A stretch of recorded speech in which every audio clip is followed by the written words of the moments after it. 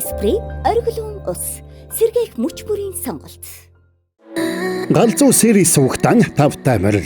Энэ удаад хэдүүлээ Agent Kim Reactivated. Гейхэн галзуу цувралаан үргэлжлүүлнэ. Уг нь мөн өчигдөр оройд багтаад оруулчих гэж бодсон чинь тэгээд одоо яаж ч хичээгээд амжсангүй. Одоо өнөөдөр л ингэж орж таарч байна. За тэгэхээр энэ галзуу цуврал маань галзуу дээрээ дууссан байгаа. Тэгэхээр энэ галзуу цувралыг та нарт ингэж хурдан ярьж өгөхөд дугаарыг маань хамтрагчаар өдөр бүрийн энгийн мөчийг онцгой болгоно. Esprit-тэй хамтран хүргэж байна. Esprit бол Австральд үйлдвэрлэгддэг жимсний шүүс болоод sparkling water-ыг хослуулсан премиум унда билээ. Тэгээд та нар маань буруугаа лайкаараа булаад өгцгөөгөөрэй. Бас галзуу кино Instagram хуудасаа дагаарай. Тэгээд сабадараагүй бол дараад нэгдээрэй.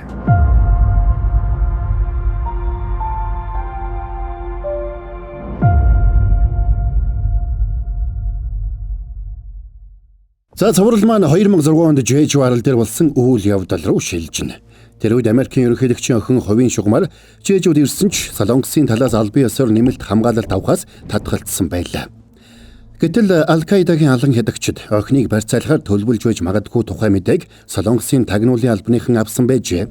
Тиймээс охинд мэдэгдэлгүйгээр хамгаалахын тулд агент Кимийг охины захиалсан өрөөний доод өрөөнд нууцаар байршуулсан байх нь. Тэгсэн Ким агентыг очтол өрөөг өөр хэн нэгэн захиалсан байсанд мань агент гайхна. Тэгсэн тэр хүн нь рок хөгжимчний дүрээр өрөөг захиалсан Жинчол байж таарлаа. Гайхсан Ким агент дээд давхных нь өрөөг захиалах гэтэл тэр өрөөгч бас хүн захиалчжээ. Гэтэл тэр нь Хансуу байж таарлаа.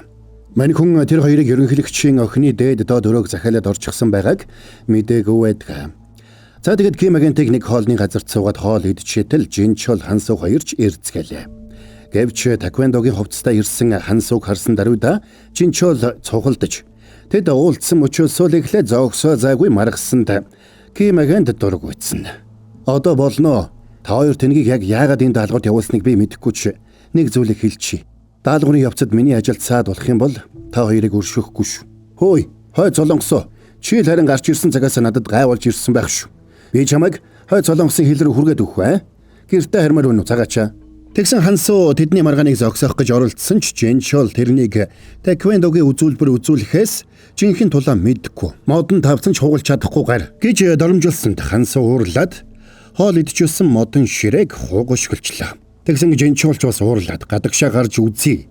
Гэхдээ Хансууч дагаад гарлаа. За ингээд нөхдөө тулдаж эхлэхэд Ким агент юуч болоогүй юм шиг л хоолоо идчихсэн. За тэгээд үрсэлэгдэхэд хувцсан цус болсон Минжи охин айд сандраад усан борон дундуур машин зогсоох гэж оролдоно. Тэгээд нэг хар машин зогссонд бошуухан шиг машин цуухдаа машины арын суудалд Хэригийн аав сууж явсныг анзаарсангүй. Энэ үеэр тагнуулын албаныхан Минжиг авч явсан машиныг тогтоож Ким агентаас төрүүлээд охиныг гартаа оруулахаар хөдөлж байлаа. Гэвч Ким агент Минжи хоёрыг өрөвдсөн жун агент Сэмхэн Ким агент руу мессеж бичиж Минжиг суулгасан хар машин 87 дугаар хурдны замаар явж байгаа гэсэн мэдээллийг өгнө. Тэр машин нь бас чухаг барилгын компанитай холбоотой хэлсэнд мань агент энэ хэрэгт Хэригийн аав Жу захирал холбоотой болохыг гадарлаж эхэлнэ. Тэгсэн аз болж мопед унсан Хансуу давхад ирсэнд Ким агент Минжиг амьд угааг дуулгаад бушуухан хойно сундлаад 87 дугаар хурдны зам руу хөдөлцгөнө. Тэгсэн бас Жу захирлын хүмүүс ч тушаал авч бомтос явцгаана. Ким агент Хансуу хоёр байдгаараа хурдалж байсан ч хуучин мопедын төдийлөн хурдалдаггүй. Гэтэл удалгүй Жун агентаас дахиад мессеж ирж охиныг суулгасан машин хаана очсныг зааж өгнө. Энэ үеэр Жу захирлын машин хөдөө байх эдлэнд нь ирж байсан бол ядарсан Минжи охин ухаангүй унтсаар л байна. Охин сэрсэн даруйда жолоочийн утсаар аавлууга залгах гэсэн ч амжсангүй. Жолооч тэрнийг дотгошоо оруулсанд Минжи байдал нэг л биш байгааг анзаарлаа. Удалгүй усанд орж хувцсаа сольсон охиныг зочны өрөөнд орж ирэхэд Жу захирал өгтөж авна. Тэгээд тэрнээс юу болсныг, ягаад тэнд явж байсныг лавлсан ч Минжи хаширлаад тоймтой юм хэлсэнгүй. Би юм сайн санахгүй байна. Нэг мэдсэн би хөргүүртэй өрөөнд сэрсэн. Тэгээд тэндээс гараа зүгтаасан. Чи өөрөө гараа зүгтаасан юм уу? Тэрнээс өмнө юу болсныг санахгүй байна уу? Хичээлийн эрхлэгчийн өрөөнд болсон явдлыг санаж байна. Агуулхад юу болсон юм? Тэнд байсан хүн чамтай юм ярьсан уу? Үгүй, нэг дээрэмчин шиг хүн над руу хутга бариад дайраад байсан. надтай юу ч яриаггүй. Та надад утсаа өгч болох уу? Би аавыгаа дуудах гээд харамсалтай чадахгүй нэ. Яагаад гэхээр миний охин Хэри чамайг үхээсэй гэж бодож байгаа. Тэгсэн Минжи цоочирдно. Тэгэхээр би яах ёстой болж байна?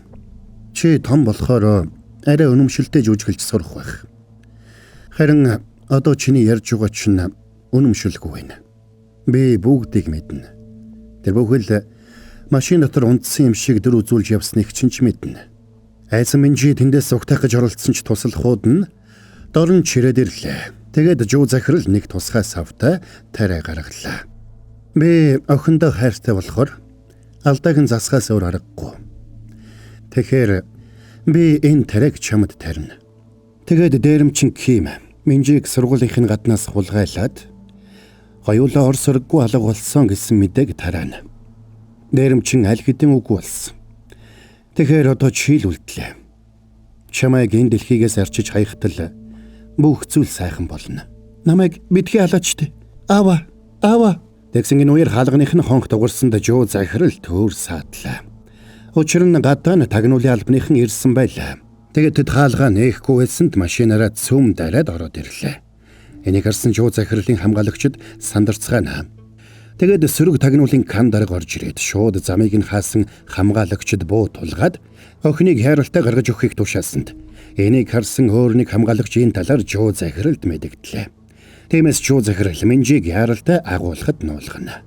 Тагнуулынхан охиныг хааж эхлэхдээ зэрэгцээд Жуу захирал үндэсний аюулгүй байдлын зөвлөлийн орлогч дарга руу залгана. Кан дарга явсаар Жуу захирлын өрөөнд яваад орлоо. Та энд ганцаараа мөртлөө. Энд ийм сандал тавьчихсан байдаг. Зочинтой байсан юм уу? Жохаг компани эзэн Жуу Ганчан гэгч мөн биз дээ. Тийм ээ, би байна. Та чинь хэн блэ? Тусгайгийнх уу? Тагнуулынх уу? Энгийнээр хэлвэл төрийн албан хаагч байна. Өөрөө төрийн томчуудтай гольф тоглодог хүн шиг ярьж байх чинь вэ? Цаг өрөөд яах вэ? Би сөрөг тагнуулын тусгай ажиллагааны газрын дарга Кан гэдэг хүн байна. Ким Минжи гэдэг охиныг энэ дугааг мэдж байна шүү. Охиныг хурдан өгöd. Та энд яаж ч дураараа хайшилж болно. Харин тамхи татахыг чинь зөвшөөрөхгүй шүү. Тэгээд Жуу захирал тамхиг нь аваад шидсэн. Кан дарга уурлаад босоод ирлээ. Тэгээд Жуу захирлыг харалтай Минжиг гаргаж өгөхийг дахиад тушаасан ч цаадах нь тоохгүй байна. Энэ үеэр нам туслах болоод тэрний залуус гэндүүлж дайраад Кан даргын залуусыг бүгдийг нь ухаан алдатлан зодчлоо. Кимагийн тансуу хоёрч бас тэнд очсон байсан ч тагнуулынхан ирж гисэн байгааг хараад додогшоо яарч орохоос болгоомжлно. Тэгсэн холгүйхэн Жун агент хамтрагчтайгаа явж байгааг хараад тэднийг ажиглана. Гэтэл дотор байсан Кан даргын удсанд дуудлага ирж салбарын сайд нь холбогдоод тэрнийг байгаа газраасаа бушуухан явахыг тушааж удсаа тасалсанд Кан дарга хэлэх үггүй болж тэндээс явлаа. Энэ үеэр Жун агент хамтрагчтайгаа байшингийн арын хаалгаар нууцаар нэвтэрч байлаа. Тэгээд байшинг сэмхэн нэгжнэ. Харин нөгөө талд Кан дарга Жуу захирлын хүмүүст зодуулж алингаа алдсан залуусаа машинд суулгаад тэндээс хөдөлж байлаа. Тэгсэн нөхдүүд тэндээс холдсон даруйдаа шууд салж байшинг бүслээд тал талаас нь ажиглацгаана. Кан дарга тэндээс холгүйхэн байсан Жун агент дээр ирэхэд тэдний машинаас Минжи гараад ирлээ. Гэтэл Жун агент туслахтайгаа Минжиг хорж байсан газрыг олоод тэндээс охиныг оргуулад авч явсан болж таарна.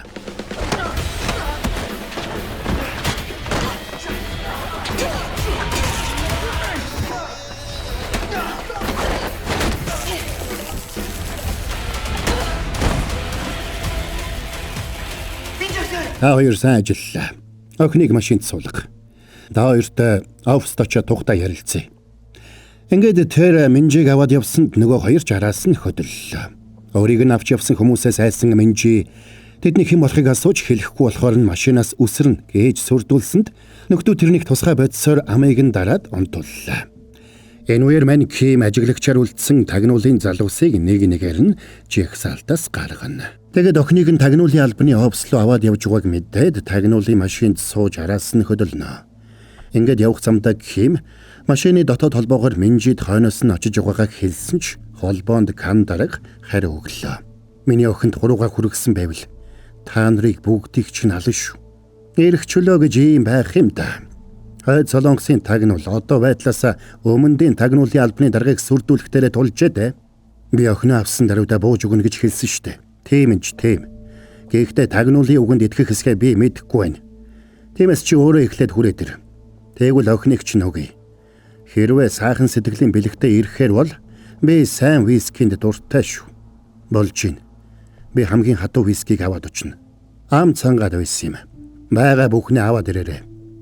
Энэвэр Жинчол Ахмад дайчдын төв дээрээ ирж байна.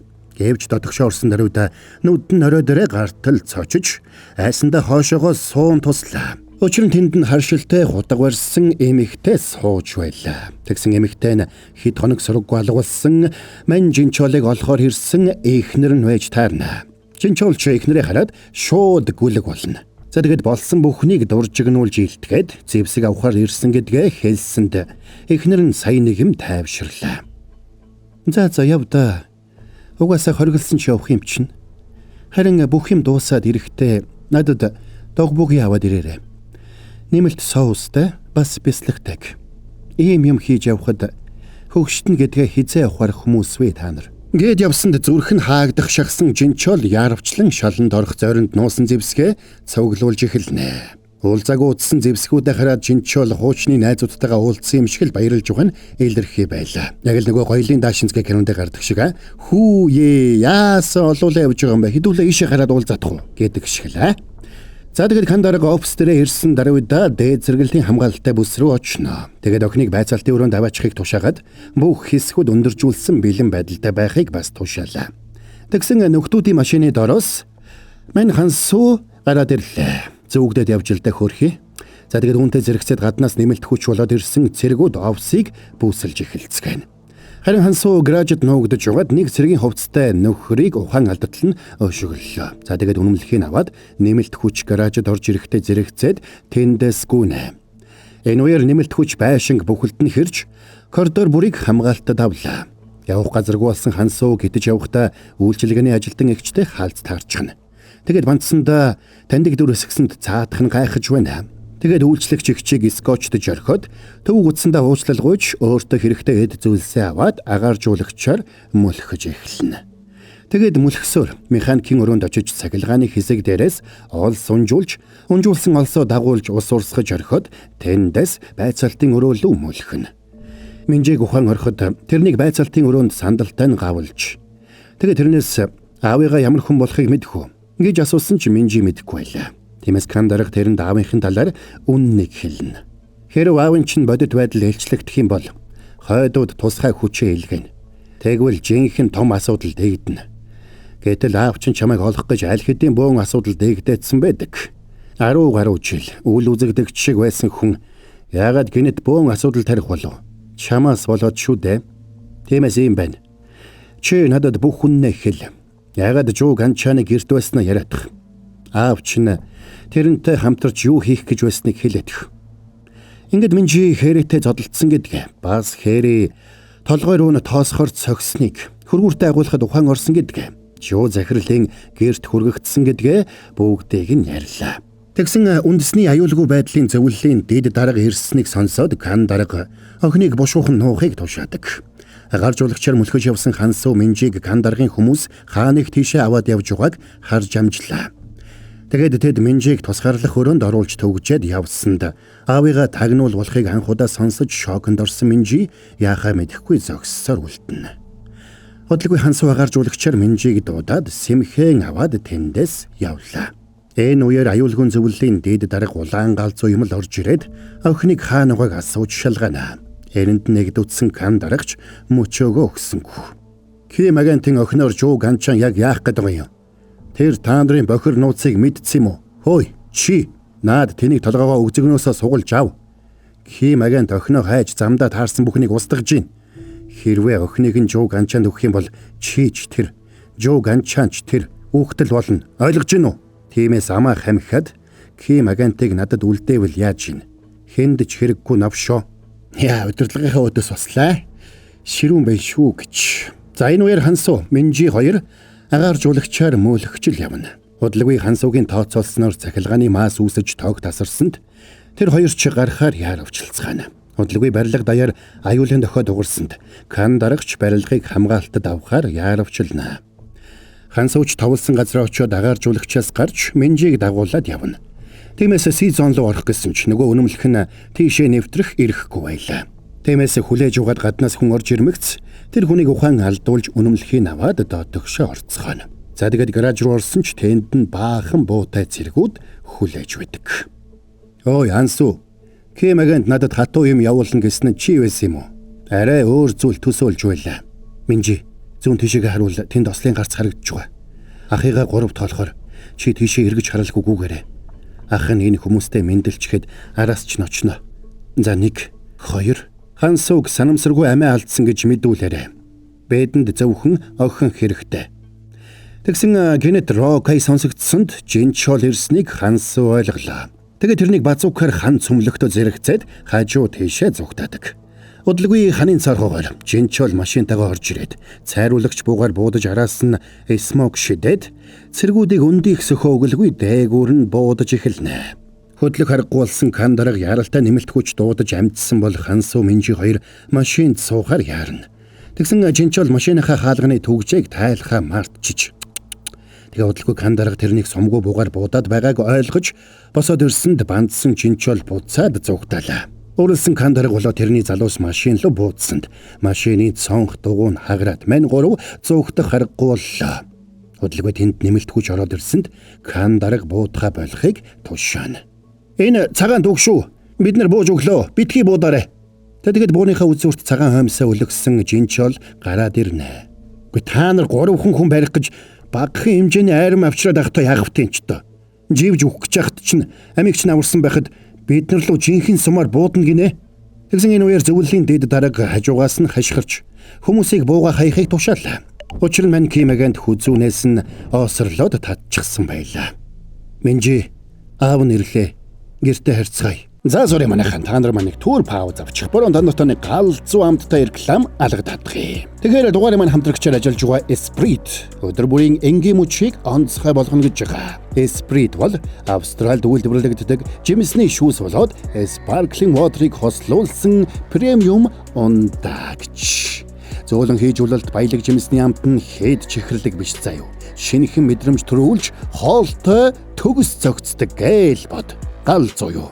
Blueberry, strawberry, raspberry, passion fruit, lemon, lime зэрэг амтаас өөрийн дуртайг сонгоод амтлаарай манайхан. Өдрийн хоол, оройн цог, найс нөхөдтэйг өнгөрүүлэх мөч, эсвэл ганцаар амрах цаг гээд ямар ч үед Esprit мөч бүрийг чинь илүү fresh, илүү премиум болгоно. За анхаарал хандуулсанд баярлалаа. Тайлбараа үргэлжлүүлцгээе.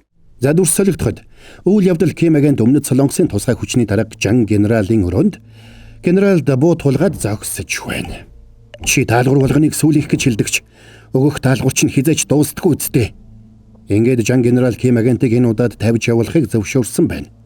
Гэвч тэрний энэ шийдвэр сөрөг тагнуулын тусгай ажиллагааны газрын дарга Каны сэтгэлд нээдсэнгүй. Хэрв Кимэгэнтийн амьд дугааг хойд Солонгосод мэдэх юм бол хоёр орны хоорондох дипломат харилцааны асуудал гацаанд орох болно штэ. Ингээд тухайн үеийн удирдлагууд Кимэгэнтийг цаашид хэрхэх талаар хэлэлцэж эхэлжээ. Тэдний зарим нь Кимэгэнтийг хойдуудад өгөөд хариуд нь үнэтэй мэдээлэл авъя гэж байсан бол Кан Ахмад шууд л устгах санал тавьж байж. Гэвч эцсийн мөчөд тагнуулын дарга тэрнийг чөлөөтэй тавьж явуулахыг тушаасан байна. Тэрнийг тавиад явуул. Нээрэл бид нар хүнд даалгаварт явуулах бүрдээ. Энэ чиний сүүлийн даалгавар гэдэг байсан штэ. Тиймээс хэлсэн үгэндээ хурж зөв зүйл хийцгээе. Аз болоход хойдууд тэрнийг үгсэн гэж бодож байгаа. Тиймээс гаргасан гавьяаг нь үнэлээд зүгээр суллаад явуулъя. Магадгүй ирээдүйд тэрний ур чадвар бидэнд хэрэг болохыг үгүйсгэхгүй шүү дээ. Одоо тарцгаа. Танд амлая. Та энэ шийдвэртээ ирээдүйд харамснаа. Тэр өдөр Кимэгэнтийг тагнуулын албанаас халагдаад гарч ирэхэд Хансуу Жинчол хоёр өгтөж авчээ. Тэгээд тэрнийг эргэж ирэхгүй байхыг юрууч уламжлал ёсоор том дүүпүү хазуулж байж. Кимэгэнт ч тэндээс шууд эхнэрийнхээ чандар байгаа газарт очсон байна. Дараа нэмлэгт очиод бяцхан охиноо эмнэлгээс гаргаж авчээ. Тэгээд охиноо харсан тэр мөчөд бүх амьдралаа охиндоо зориулна гэж хатуу шийдсэн нь тэр байлаа. За дүрс солигдоход аюулгүй зөвлөлийн дээд даргаыг утсан хүүхэлдэй болгосон Ким агент харанхуугаас гарч ирж байна. Тэгээд тэр 3 хүртэл тоолсонд сандарсан орлогч дарга бууга буулгахыг шаардаад хашгирна. Гэвч шарн хөдөлсөн Кан дарга бууга буулгаж болохгүй гэж тушаагаад тэр бүхэл Ким агентийн толгой руу буутахыг тушаасан ч аюулгүй зөвлөлийн дээд дарга руу буудаж зүрхлэх хүн байсангүй. Уралсан дээд дарга цэргүүдэд тушаал өгч хашгирсанд аргагүй байдалд орсон цэргүүд бүгдээрээ бууга газарт тавилаа. Кан дарга уурлаад гар бууга гаргасан ч Жинчол жинхэнэ сумтаа буугаар хий буудсанд Кан дарга аргагүй ирэхэнд бууга буулгалаа. За ингээд Минжи арай гэж аавтайгаа уулзах боломжтой болно. Энэ үеэр Жинчол машинаасаа тусгай мэдрэгчтэй тесрэх бөмбөгүүд гаргаад цэргүүдийг тойруулж байрлууллаа. Тэгээд тэднийг хөдөлж болохгүй гэдгийг хатуу сануулж тесрэх бөмбөгөө идэвхжүүлчихэд Кан даргын машины түлхүүрийг авч тэндээс бошуухан холдно. Тэгээд гаражд байсан Кан даргын машиныг унаад тэндээс давхлаа. Тэгсэн Кан даргын машинд Ким агент тэргүүтэй хүмүүс угааг харсан Жун агент болон хамтрагч нь замыг нь хааж зогсоод толийг нь буудаад зогсоолоо. Тэгсэн машинаас аюулгүй зөвлөлийн дарга гараад ирсэнд нөгөө хоёр аргагүй байдалд орцгоно. Та охиноо авал өөрөө ирнэ гэж хэлсэн биз дээ. Охиноо аюулгүй газарт аваачих хэрэгтэй байна. Эндээс илүү аюулгүй газар байна гэж юу? Надад тэгж санагдахгүй байна. Би аюулгүй газарт авааччаад өөрөө ирнэ. Чонсон бүлгийн өдөртөгчийг миний байгаа газар руу ирүүлээрэй. Ингээд мань хэд явлаа. Тэгэд тэд постны хүүтэнд аюулгүй зөвлөлийн дээд даргыг үлдээгээд цааш явцгаана. Замдаа Минжи өөрийнх нь төлөө явж бөөн шарх сорив болсон аавыгаа хараад өөрийн ирэхгүй уйлнаа. Охиноо олж чадлагүй удсанд аавыгаа уучлаарай. Гүй, харин намайг уучлаарай. Надаас болж л та ийм байдалд орсон. Танд өмнө нь муухай хандаж байсан намайг уучлаарай. За ингээд тэд замаараа хоол идэхээр нэг газар түр зогслоо. Тэгсэн тэднийг ингэж яваг Жоо захирлын хүмүүс дурангаар ажиглаж байна. Тэгэд босслуугаа мэдэгдсэнд тэднийг яралтай өөр дээр нь авчрахыг мань босс тушаана. Удалгүй мань дөрөв цадтал хооллоод машинтайгаа гараад явна. Тэгсэн гэрлэн дохион дээр 3 бүхээгтэй ачааны машин бүслээд авсанд ард нь өргөгч машин ирээд зогслоо. Тэгэд баахан хүмүүс гарч ирээд шууд машиных нь хаалгыг гаднаас нь төмрөөр дарж хадаад машиныг нь өргөөд яг ихэн зургу бүхээгтэй машины бүхээг лөө оруулчихдаг юм байна. Минжи, чи зүгээр үстэ. Би зүгээрээ. Хиний охин билээ дээ. Ингээд бүхээгтэй машиныг хөдлөхөд Жинчол машины лүүкээр дээшээ гарлаа. Тэгсэн бүхээг дотор нойр сувлагч хийг шахсанд хансуу сандраад машины лүүкийг төгжихэд Жинчол ухаан алдаад унлаа. Миний охин одоо унтмар санагдана. Тэмцэх хэрэггүй, шууд унтаарай. Аав нь хажууд нь байгаа болохоор санаа зовох хэрэггүй. Удалгүй бүхээгтэй машин тавьгсаар нэг зэлүүд газарт ирлээ. Тэнд хүмүүс газар ухчихсан хүлээж байна. Тэгээд тэднийг ирээ зогсоход хортхийн багтай хүн тодогшоо орж Жинчолыг үнэхээр ухаан алдсныг нь шалгаад цааш очиж машины цанхаар харсанд машин дугаа хэдэж бүгдээрээ ухаан алдсан байна. Тиймээс тэрний гадагшаа нам туслахад мэдээлэл өгсөнд нам туслах охиныг аавтай нь гаргаж ирээд буулгахыг тушаалаа. Ингээд тэдний хаалга онгойлгохдоо зэрэгцээд хансуу машиныг асаагаад өвсрээд гараад ирнэ. Тэгэд машин дотроос мань хоёр машиных нь хаалгыг дарж хадсан төгжээг цөм өшөглөөд гарч ирэхэд тэдний хүлээжүүлсэн залуусч дайраад орно.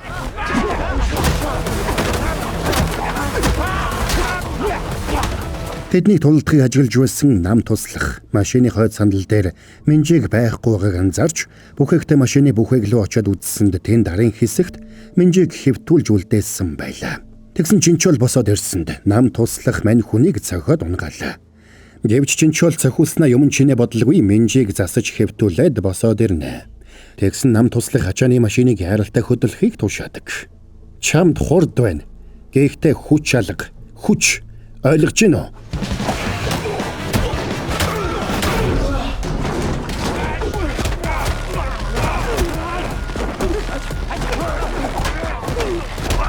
Чамайг зүйл дуусгахаа юм чинээ бодохгүй шүү. Оо, Карамбито. Гадаадд бэлтгэгдсэн биз дээ, аа? За, харъя л да.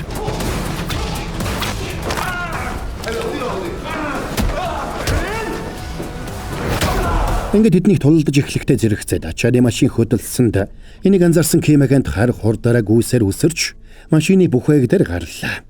Харин баахан хүмүүстэй дахиад л ганцаараа үлдсэн мань хансуу тэдэнтэй тулалдсаар үлдэнэ. Кимэгэнт жолоочийг унгахаар зодолдож эхэлсэн бол дотор жинчоолч нам туслахтай янз бүрийн аргаар үзэж л байна. Тэгээ жинчоол хутгийг нь алдуулж машинаас унтал нь ушгллаа. Үүнтэй зэрэгцээд мань Кимч жолоочийг машинаас унгаж жолоог аваад тэндээс тавхина. Харин ганцаараа үлдсэн Хансуу нөгөө хэдтэй үхэн хатан үзэж байна. Тэгэд Кимэгэнтийг эрэхтэй зэрэгцээд тэнд байсан залуусыг бүгдийг нь нүх рүү унгаж дуусаад байж байлаа. Эднэр жухаг компани хүмүүс байна. Тэгсэн Кимэгэнт уурлаад бушуухан машиндаа суусан бол хоёр найз нь хамт сууж тэндээс явцгаана. Энэ үеэр Жуу захирал охинтойгоо холбогдож санаа зовох хэрэггүй. Аав нь бүгдийг нь зохицуулна гэж байна. Тэгсэн хүмүүсийнх нэг орж ирээд нам туслах халдлагад өртөж зодуулсныг хэлсэнд Жуу захирал гайхна. Мань хэд давгсаар гадаа нэрэхэд Кимэгэнт нөгөө гурваа машинд үлдээгээд ганцаараа орно. Тэгээ замдаа таарсан хамгаалагч нарыг буулгаж авсаар дотогшоо нэвтэрнэ. Орж ирэхэд нь Жуу захиралч хүлээж байлаа. Нам туслахыг халдлагад өртсөн гэхээр нь чамайг зал хэргэлсэн байх гэж утсан чинь чадварлаг тулгаанч байх нэ. Тусгаад байсан юм уу? Чи эцэг хүн байж хүүхэд тулгаалахаас ичихгүй нөө. Би гэр бүлээ хамгаалахын тулд хийх ёстойгоо л хийсэн. Чи бид хоёр адилхан. Чи охиныхоо төлөө юу ч хийхээс буцахгүй байсан шиг би ч гэсэн адилхан. Чи тэр хүмүүсийг зодож зармыг нь алж байхдаа ичээгүй үсттэй. Надад чамд тавих санал байна. Чамд ажил олгоё. Сарын 100 сая вон. Тэгээд бүх зүйлийг мартъя. Чи миний өмнө өвдөх сөгдөж байсан байж арай ч одоо бардам занг гаргахгүй л хүдэ. Эцэг эхчүүд бид хүүхдэд тижээх мөнгөтэй байх хэрэгтэй үсттэй. Амьтад хүртэл үр төлөө тижээдэг байхаа. Сайн бодоорой. Хүүхдийнхээ өмнө ямар эцэг байхыг хүсэж байна. Чи нөхцөл байдлыг зөв ойлго. Би нэг залгахад энэ бүхэн ерөөсөө болоогүй юм шиг л болно. Эсвэл нэг залгахад чи охинтойгоо дахиад хизээж уулзаж чадахгүй болно. Би энд ирэхдээ чамайг яах вэ гэдгээ шийдэж чадахгүй байсан юм. Одоо яахаа мэдлээ. Минжигийн аюулгүй байдал нэгт. Тийм учраас чамайг үгүй хийх ёстой юм байна. Юу?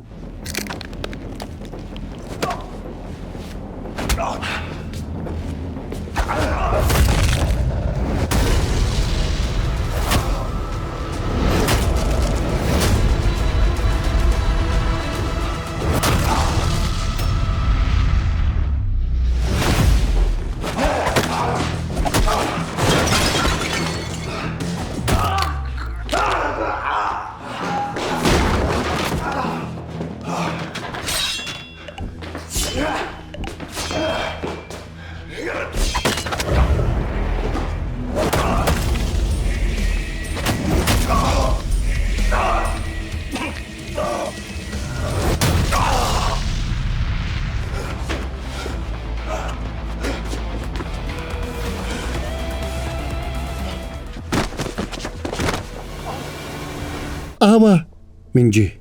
Аава, наадхыгаа явуулчихаа. Амьдмаар байгаа бол миний охиноос уучлалгүй.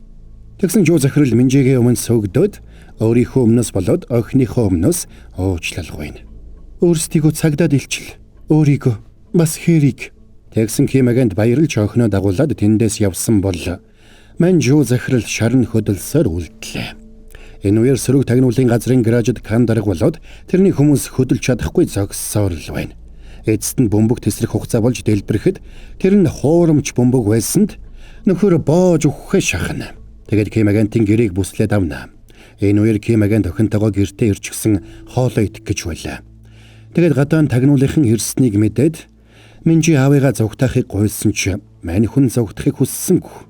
Тиймээс охиндоо өөрийгөө хойд солонгосоос ирснээ хэлж ээжтэй нь болоод Минжитэй учирснаас хойш амьдрал нь өөрчлөгдсөнийг хэлдэг. Тэгээд одоо явуул хэсэгтээ ирж чадахгүй гэсэнд Минжи аавыгаа төвчээртэйгээр хүлээн гэдгээ хэлнэ. Бити санаа зовоорой. Би таныг байхгүй байхад зоригтой байж чадна. Нэрээ энэ төрсөн өдрийн бэлэг. Аав нь охиндоо хайртай шүү. Би ч бас танд чин сэтгэлээсээ хайртай. Би бас танд энийг өгөх гээд гой зэрэг байгаа биз? Хөөрхөн байна. Та битгий уйлаа. Уйлахаараа царай муудаа болоод байна. За. Хоолоо хурдан идэ. Ингээд тэд хоолоо идэж дуусаад Кимэгэнт гарсанд гадаана Жан генерал ирчихсэн зогсож байна. Тэгэд мань хүн тэрэнд охиноо харж хандаж явахыг захиад машин руу явна. Машинд суухаас өмнө Ким жун агент болон тэрний туслахад бүхийж талархснаа илэрхийлээд гэрийнхэн сонх руу сүүлийн удаа хараад суулаа. Харин хажууханд нь хоёр найз нь машинд унтаж байна. Ким агентыг машинд суусан хойно Кандараг тушаал өгч тэднийг баривчлуулсанд Женчол Кандаргаас авсан карта хоолнд орсон баримттайгаа өгсөнд нөгөөх нь боож өгөхөө шахана. Авигаа явсны дараа Минжи өрөөндөө орж авсан бэлгийг нь үзээд уйлнаа гэж.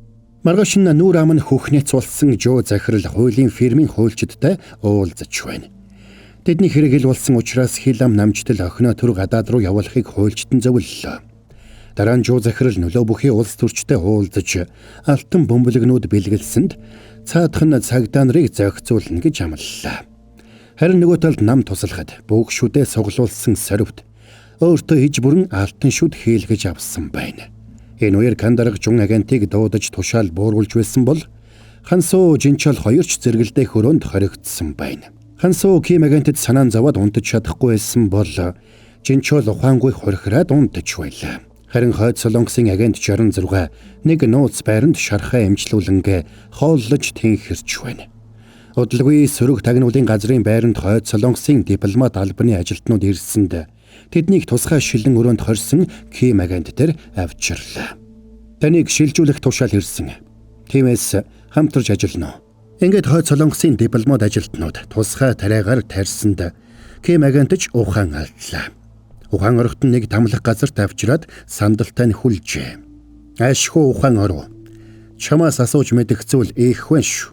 Их орондоо тавтай морил. Агент 66. Тэгээд тэрнийг улаасгсан төмөр авахд Ким агент байдал буруугаар эргэж байгааг ойлгоно. Удалгүй нөхөр сандлыг тогоор цохиулсанд Ким агент өмнө нь хойд Солонгост байхдаа хүнд хүчээр тамлалтыг давж гарч байснаас сандаг. Тэр офицер Ким агентээс өмнөд Солонгосын тусгай хүчин болоод сөрөг тагнуулын талаар мэдээлэл шаардж ирсэн ч мань хүн нэг ч үг дуурсангүй. Тэр бүхэл улаасгсан төмрөөр түлсэн ч нэг ч үг хэлсэнгүй. За тэгээд мань хүнийг ухаан алдахад цаадуулан нүүрэн дээр нь ус асгаж сэрэн. Ким агентыг тэнд авчирснаас хойш олон хоног өнгөрсөн ч мань хүн үг даграхгүй хിവэрээ л байлаа. Шарн хөдөлсөн офицер охиныг нь бариад адилхан таамлан гэсэн ч мань хүн ухаан алдсан юм шиг байсаарлаа. Тэгсэн нөхөр үстэд авахд энийг нь хүлээж өссөн Ким гарыг нь бариад өөрийг нь сарвайтлан тоохонд цохиуллаа. Тэгээд тогон цохиулсан нөхрийг тонгоохтой зэрэгцээд гүрээнийхэн судсыг тас хадсанд цаадах нь чадын хонхорлогоо явлаа гэж. Тэгээд эрхий хуруугаараа мулталж гараа хүлээснээс суллаад байцаалтын өрөөнөөс гараад иртэл хажуу өрөөнд нь Жан генерал Кандараг 2 сууж байна. Өмнөд Солонгост эргээд тавтай морил. Агент 66. Та нар яагаад одоо хүртэл намайг амьд ойлгоод байгаа юм бэ? Чи надад асуултаа 20 жилийн өмнө надаас асууж байсан шүү дээ. Инээд тань хариулт одоо ч хിവэрэ. Чамд дуртай учраас эсвэл чамайг өрөвдсөн учраас биш ээ. Харин чамайг дахиад нэг удаа ашиглах хэрэг гарсан учраас тэр. Хэрвээ чи энэ даалгаврыг биелүүлэх юм бол чамайг эрх чөлөөтэй болгоо зогсохгүй. Чамд болон охинд чинь шинэ үнэмлэх өгч бүхнийг шинээр эхлэх боломжийг олгоно. Тэгсэн Ким агентийн нүд сэргээд ирлээ. Би юу хийх ёстой юм? Хойд Солонгосын албан тушаалтан хятад руу зүгтааж тэндээсээ манайхаас орогнол хүссэн байгаа. Гэвч одоо хоёр Солонгос хэлэлцээр хийж байгаа учраас цаг үе маш эмзэг байна. Бид хүсэлтэн зөвшөөрвөл хойдууд олж мэдэх нь цаг хугацааны л асуудал. Тиймээс чи хоёр Солонгосын хэлэлцээр дуусах хүртэл тэр хүнийг хамгаалах хэрэгтэй байна. Чамаас болоод хойд Солонгосоос тусгай агентууд нааша үерийн ус шиг л урсж байна. Тиймээс тэр хариуцлага өөрөө хүлээж тэр хүнийг хойдын агентуудаас хамгаал. Ингээд мань хүн охиныхоо аюулгүй байдлыг тэдэнд даатгаад хоёр найзаагаа суллахыг шаардсанд цаадуулан ч зөвшөөрлөө. Удалгүй Кандаргийн тушаалаар сөрөг тагнуулын тусгай ажиллагааны ажилтнууд шоронд очиод нөгөө хоёрыг унтуулдаг буугаар буудаж унтуулаад аваад явна. Гэвч учрыг ойлгоогүй мань хоёр тэднийг эсэргүүцэж баахан хөглөнө.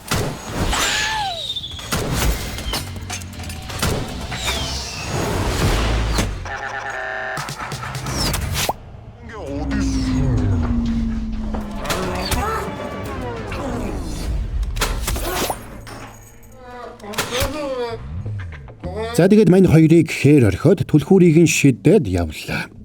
Нөхдүүд нэлээд явсны эцэст нэг дэлгүүртээ таарад өөрсдийг нь Солонгосын хамгийн өмнөд хэсгийн хөдөөний тосгоны захад хаяжгаад явсныг ойлгоно. Харин нөгөө талд кан дарга мань хоёрыг чадсандаа сэтгэл хангалуун байдалтай кофе уугаад сууж байна. Энэ үеэр нөхөр Жуу захирал өмнө нь болсон явдлыг мартаж чадахгүй байлаа. Тиймээс Ким агентаас хариугаа авахар хатуу шийднэ. Маргааш нь тэрнийг өмнө нь уулзсан их хурлын гишүүнтэйгээ уулзах үеэр цаадах нь Ким агент болон тэрний охиныг судалж үзтэл улсын бүртгэлд мэдээлэл нь байгаагүй гэдгийг хэлдэг. Тэгээд нэгэнт байхгүй хүнийг яаж ч хохиросон. Ямар ч гомдол үүсэхгүй биш үү гэж сэтэл өгсөнд Жуу захирал өшөөгөө авахаар бүр сэтгэл шулуутна. За энэ галзуу цувралын парт 3-ын тайлбар маань энд хүрээ дууслаа гэж бас л эвгүй хэсэгтэрээ дууслаа.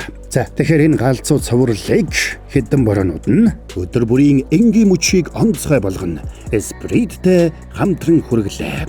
Зуны халууныг спрейгээр сэргээ. Цэвэр жимсний агуулмжтай ориглон шинэхэн амт. Мөстэй холж уугаад илүү их сэргэлтийг мэдэр. Австралийн чанар зуны төгс амт. Спрей ориглон ус. Сэргээх мөч бүрийн сонголт.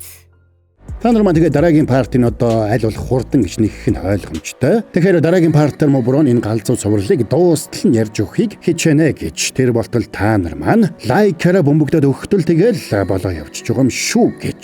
За тэгээ та нар маань галзуу кино Instagram хуудасаа дагаарай. Тэгээд мэдээж Сабатраг вол дараад нэг дээрээ хэдүүлээ. Тэгээд дараагийн галзуу цувралаараа удахгүй уулзцгаая.